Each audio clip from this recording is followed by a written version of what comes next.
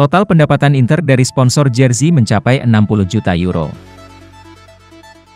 Seperti yang dilaporkan oleh calciomercato.com, bahwa total kesepakatan baru sponsor jersey Nerazzurri saat ini sudah mencapai 60 juta euro per musim.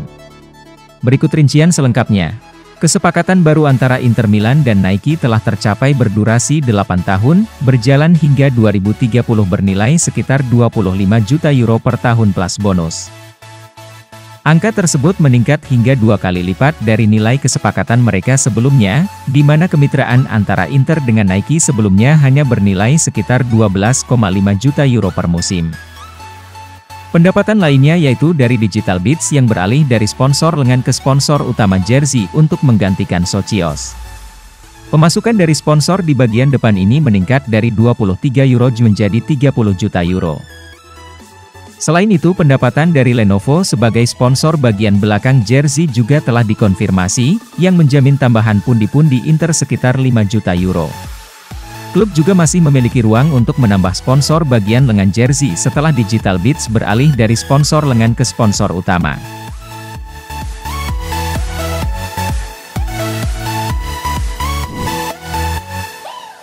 Inter berniat perpanjang kontrak Stefan De Vrij. Kesepakatan De Vrij saat ini di Inter hanya tersisa semusim lagi, dan bursa transfer musim panas tahun ini sebenarnya menjadi saat yang tepat untuk menguangkan kepergiannya, daripada harus melepasnya secara gratis setahun kemudian. Namun demikian, Corriere dello Sport kini mengklaim bahwa Inter justru ingin memperpanjang kontrak bek timnas Belanda tersebut, dan negosiasi akan dimulai setelah penutupan bursa transfer. Nerazzurri akan berusaha untuk mencapai kesepakatan kontrak baru dengan pemain berusia 30 tahun itu berdurasi 2 atau 3 tahun.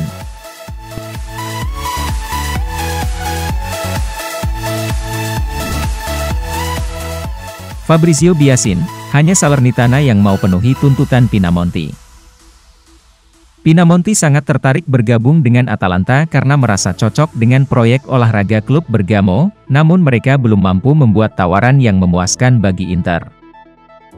Dalam sebuah wawancara dengan Tele Lombardia, Biasin menjelaskan bahwa untuk saat ini pemain berusia 23 tahun itu belum menyetujui tawaran dari Salernitana, karena ia berharap untuk dapat bermain di bawah pelatih Gianpiero Gasperini. Pinamonti tidak kekurangan peminat. Inter telah mencapai kesepakatan dengan Salernitana sebesar 20 juta euro dan opsi pembelian kembali untuk Inter, tetapi Pinamonti menginginkan sesuatu yang berbeda, ujar Biasin.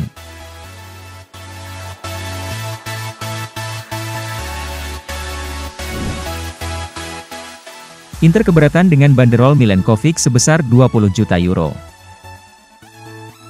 Nerazzurri keberatan dengan harga yang dipatok oleh Fiorentina. Seperti dilansir Sport Mediaset, bahwa Inter menilai harga Nikola Milenkovic tidak proporsional dan tidak sesuai dengan nilai pasarnya saat ini, mengingat kontraknya hanya tersisa semusim lagi. Situasi tersebut membuat kubu La Viola mulai mempertimbangkan untuk mencoba meyakinkan pemain internasional Serbia itu agar bersedia menambah masa tinggalnya di Artemio Franchi. Fiorentina sejatinya akan rela melepas Milenkovic di musim panas ini asalkan ada tawaran yang sesuai dengan harga yang mereka inginkan, yakni sebesar 20 juta euro.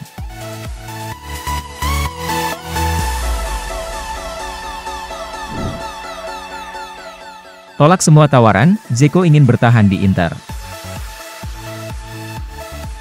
Menurut laporan Gazzetta It, bahwa pemain Bosnia itu telah menolak pendekatan dari klub lain yang ingin memboyongnya dari Inter Milan.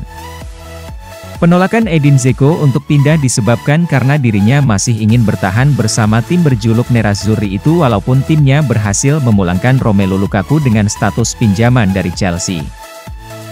Dzeko masih ingin melihat situasinya di Giuseppe Meazza setidaknya hingga Mercato Januari 2023 mendatang.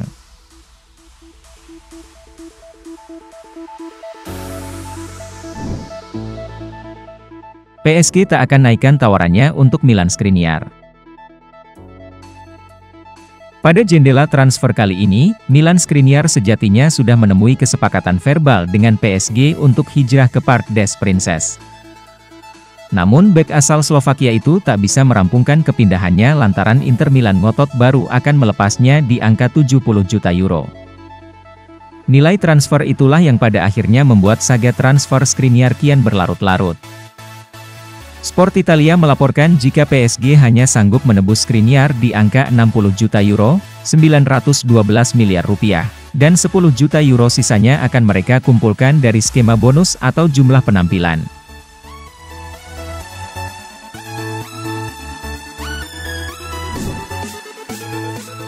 Daniel Adani, Lukaku belajar beradaptasi dengan taktik Inzaghi. Lukaku hanya berada jauh dari Inter selama 1 musim, tetapi dalam waktu itu sedikit telah berubah meskipun banyak rekan setim lamanya yang tersisa. Perubahan terbesar mungkin adalah pergantian di bangku cadangan, dengan Antonio Conte telah digantikan oleh Simone Inzaghi yang dalam 1 musim bertugas telah menempatkan jejaknya di tim dan membuat mereka bermain jauh berbeda dari yang mereka miliki di bawah pendahulunya. Inzaghi adalah salah satu individu yang berusaha keras untuk kembalinya Lukaku, jadi terlihat jelas bahwa pemain berusia 29 tahun itu adalah pemain yang ingin dia ajak bekerja sama, dan perasaan itu tampaknya saling menguntungkan. Namun, ini tidak berarti bahwa chemistry antara keduanya akan langsung seperti yang terjadi antara striker dan Conte.